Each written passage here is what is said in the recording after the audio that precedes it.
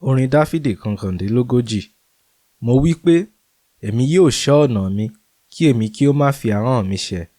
Èmi yóò fi ìjánu kó ara mi ní ẹnu, níwọ̀n ìgbà tí ènìyàn búburú bá ń bẹ ní iwájú mi. Mo fi ìdákẹ́ ya odi. Mo tilẹ̀ pa ẹnu mi mọ́ kúrò nínú ọ̀rọ̀ rere. Ìbànújẹ́ mi sì pọ̀ sí i. Àyà mi gbóná ní inú mi. Nígbà tí mò ń ṣàṣàrò, iná ràn. Nígbà náà ni mo fi ahọ́n mi sọ̀rọ̀. Olúwa, jẹ́ kí èmi kí ó mọ òpin mi, àti ìwọ̀n ọjọ́ mi, bí ó ti rí, kí èmi kí ó lè mọ ìgbà tí mo ní níhìn-ín. Ìwọ ti ṣe ayé mi bí ìbú àtẹ́lẹwọ́. Ọjọ́ orí mi sì dàbí asán ní iwájú rẹ. Dájúdájú, olúkúlùkù ènìyàn nínú ìjókòó rere rẹ̀ já sí asán pátápátá. Nítòótọ́ ni olúkúlùkù ń rìn kiri bí òjìji. Nítòótọ́ ni wọ́n ń yọ ara wọn lẹ́nu lórí asán.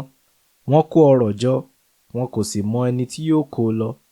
Ṣùgbọ́n ní ìsinsìnyí, Olúwa, kí ni mò ń dúró dè? Ìrètí mi ń bẹ ní ọ̀dọ̀ rẹ.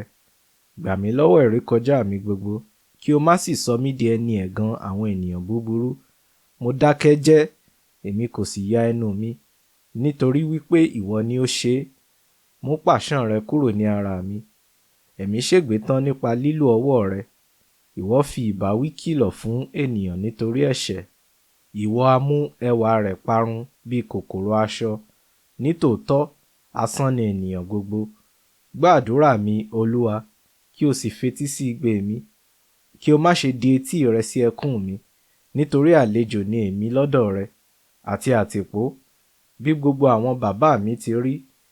Dá mi sí, kí èmi lè ní agbára, kí èmi tó lọ kúrò níhìn-ín yìí, àti kí èmi ó tó ṣe aláìsí.